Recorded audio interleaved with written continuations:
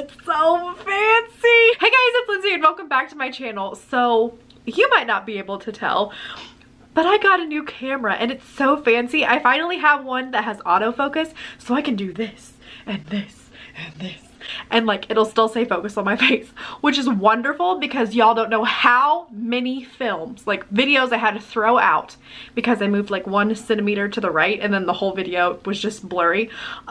Autofocus just is amazing. It's also got one of those like really fancy little flip around things so I can see my face, which it's really kind of hurting my self-confidence, to be honest, watching myself film. Anyway, so today's video is going to be about my 2020 writing goals.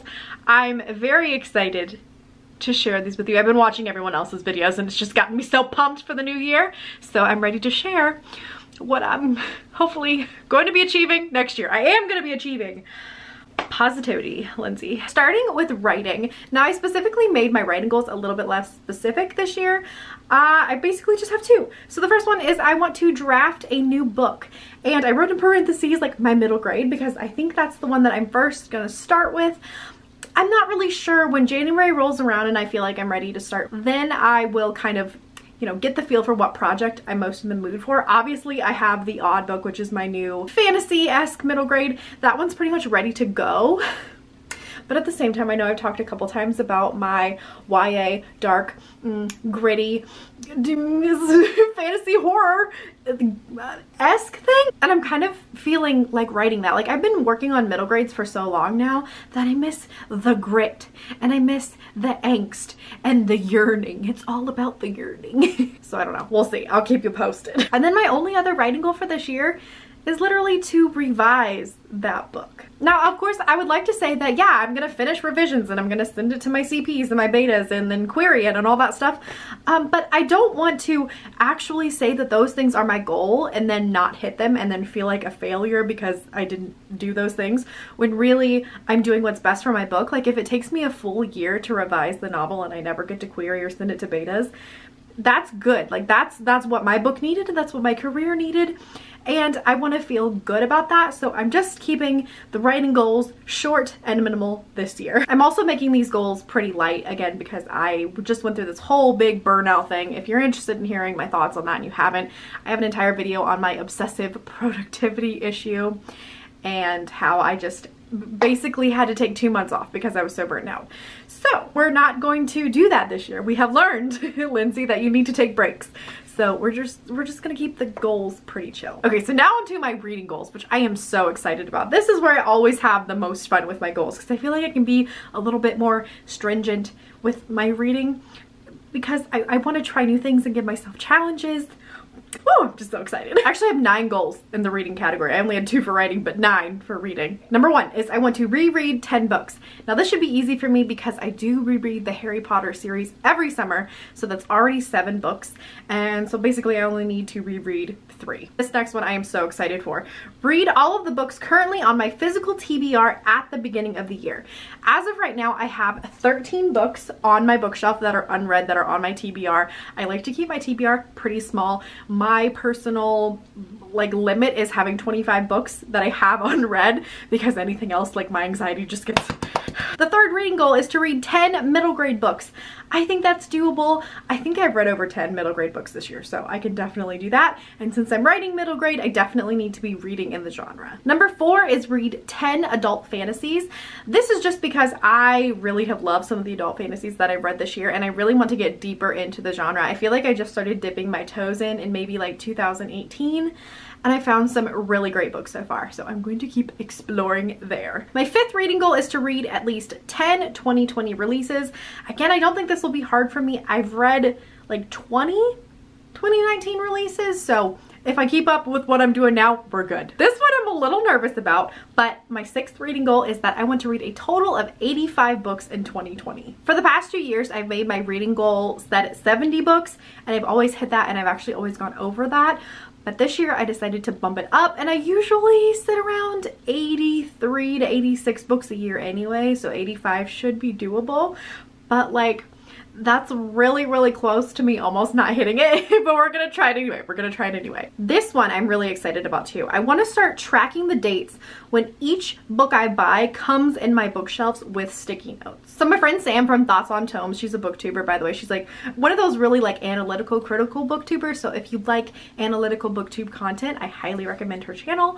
But anyway, she does this method where every book that comes in, she puts a little sticky note on it, and the color of the sticky note represents the month in that year that it came in. And I just think that's so brilliant. I don't want to get in the situation that I was in a couple years ago where I just had books that sat on my bookshelf unread for years and years. Mainly just this one. But I want to keep tabs on when they come in so that I can be reading them and they're not just sitting there. My 8th reading goal is that I want to start leaving reviews on Barnes & Noble or Amazon.com along with Goodreads. Now I always leave reviews for every book I read. I will link my Goodreads down below if you're interested in following me. Some of the reviews aren't like very fancy. They're just like, oh my gosh, I love this. Recommend. But I do try to leave at least something, like some of my thoughts on every book I read, but I don't put it on actual like buying websites. And I know leaving a review on websites like Barnes & Noble and Amazon are way better for authors than leaving them on Goodreads, because it's like that's where the money is, and people that are going to buy those books see those reviews there, and it's just, I don't know, it's a statistic thing, a marketing thing. I just know it's better, and I want to start helping other authors out in that way, so I can just like simply copy and paste my reviews, and I need to start doing that. And then my last reading goal, number 9, is that I want to read all the books on my Goodreads TBR shelf added in 2017. I have either read or deleted all of the books on my TBR on Goodreads that I added either in 2016 or before, just because like I need to get these going. If I haven't read a book that's been on my TBR in 4 years, that tells me I'm not interested in it, or I just really need to get around to it and just do it. And I think I'm gonna make a stronger effort every year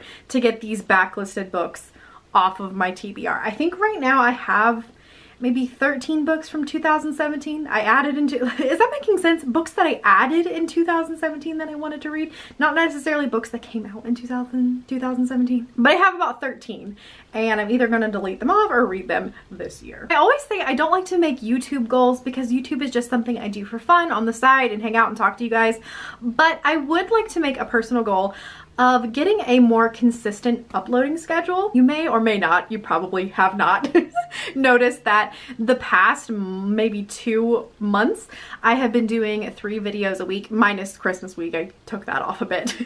But yeah, I've been doing 2 to 3 videos a week, trying to upload on like Tuesday, Thursdays, and Sundays. I don't know if that's gonna be something that I can do forever, but I would like to just keep it consistent. So you wake up on Tuesday and you just know you got a video from Lindsay to watch. How fun for you! My last personal goal is that I just want to start taking care of myself. I think that last year, with my burnout being such a big thing, I never really was thinking about how much writing was taking over and how imbalancing that was making my whole life, and how unhealthy I was being in so many other like pillars of my life because I was so focused on my writing. So this year is gonna be a little bit more about me. I don't want to say I'm taking a step back from writing. I mean, like, I kind of am, but like I'm still gonna be getting like a lot of stuff done. Like, I'm the type of person that was like overproductive, like I did a lot last year, like way more I think than, like, not to brag or anything, like I'm not the best or anything, but I did way more than like what a normal person should have been doing, what a healthy person should have been doing. So in 2020, if it means that like I'm not as productive in 2020, but I'm healthier, like I need to learn to be okay with that, and I'm still learning to be okay with that. But that's something I'm gonna do, whether I'm okay with it or not. If I'm anxious about it, like I'm gonna learn to deal with it, because I gotta get more healthy. 2019 was an interesting year. Again, great on the writing front, terrible in just about every other aspect of my life. My health and my disability was the absolute worst it's ever been. I gained like 30 pounds. I ate nothing but carbs and junk food, and I just like, I got off of my weightlifting schedule, and I started like powerlifting and having fun with that in like 2018. That was gone in 2019. Like everything that I enjoyed that wasn't writing, and everything that was like healthy, like hiking, powerlifting, all of these things I decided to take up. they just went away, and I need to get it together. I need to get it together. Maybe that's my resolution for 2020. Get it together, Lindsay. So let me know some of your goals down below. Like, what is the main thing that you want your life to be like in 2020? What are some of your goals? How are you feeling going into 2020? Like, what are you ready to kick? What bad habits are you ready to kick from 2019? Let me know in the comments down below. Thank you guys so much for watching. Don't forget to like and subscribe, and I will see you in the next one. Bye.